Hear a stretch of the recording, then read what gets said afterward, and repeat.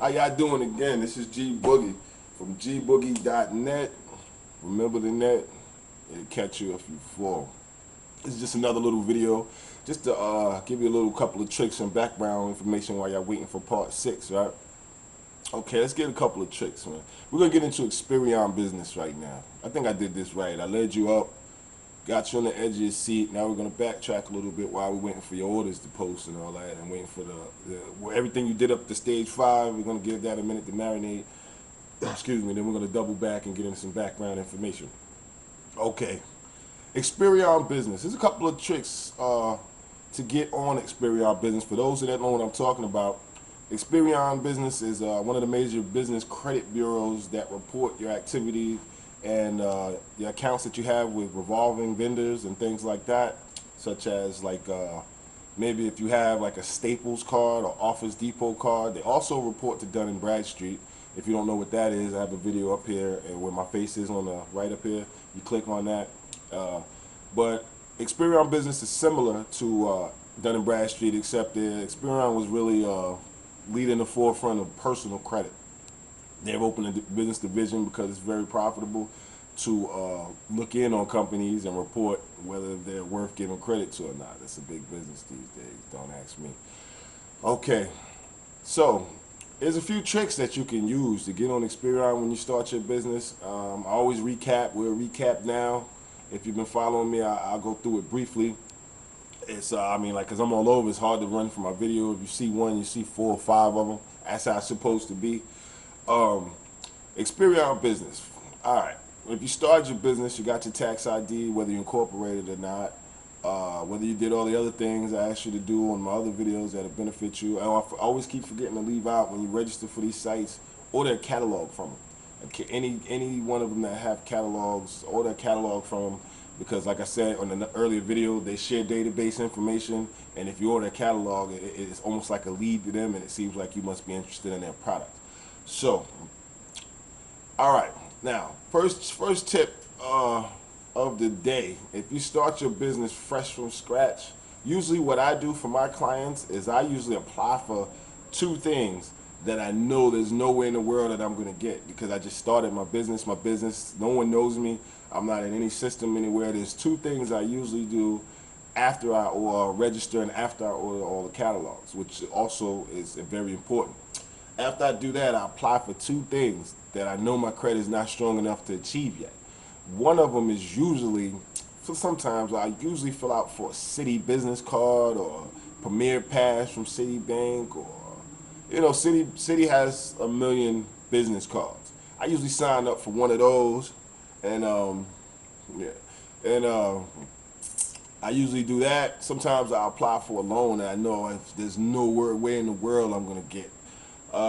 Sometimes I apply for something that I may need later, but I apply now and get denied, just so sometimes they'll say every 30 days you can reapply. So sometimes if I know in 30 or 60 days I need this card, I'll be ready for it, or I need this vendor or this supplier, I'll apply for them. And the reason being is when you apply for, say, like a Citi card or any kind of bank loan, that goes towards Equifax business. That I'll do a whole nother video on that, but I mean I could cover it briefly here. But we're going to Experian, and then when I explain that, then Equifax will be abundantly clear. But with Experian, the reason I fill out for like a revolving account that I know I won't get is for the inquiry. Even though inquiries are bad if you don't pick up the account, an inquiry is good to a fresh business because it helps.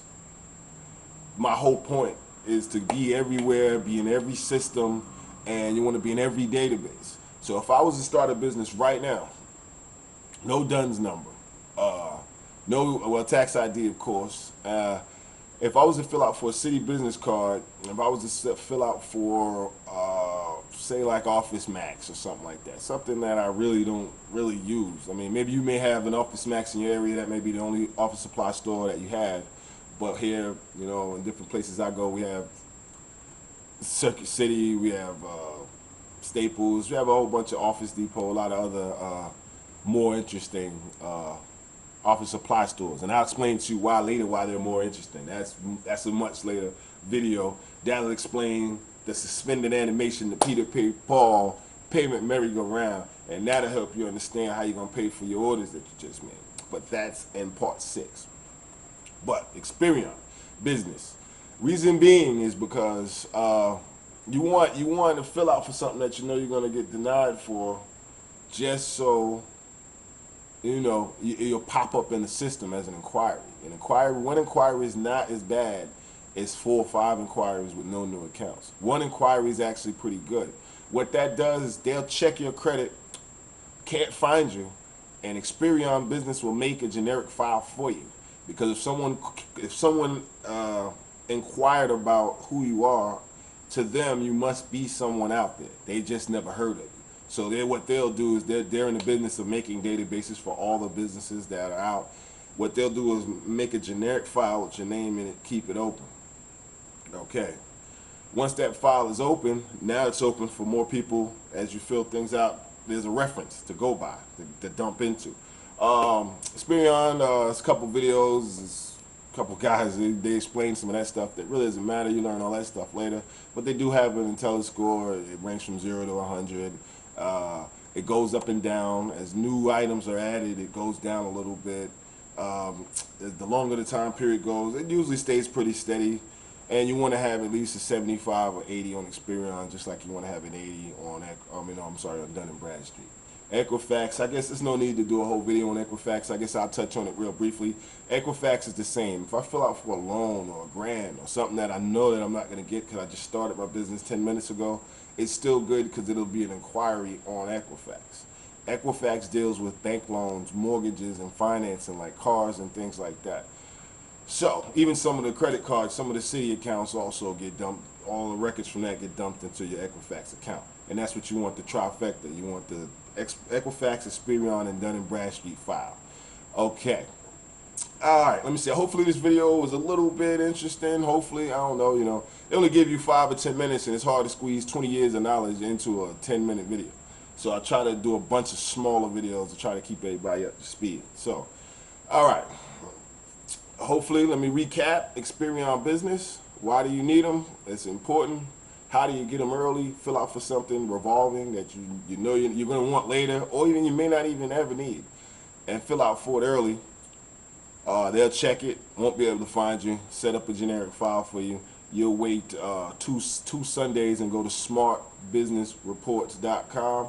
Type your business name in. If it pops up, that's good.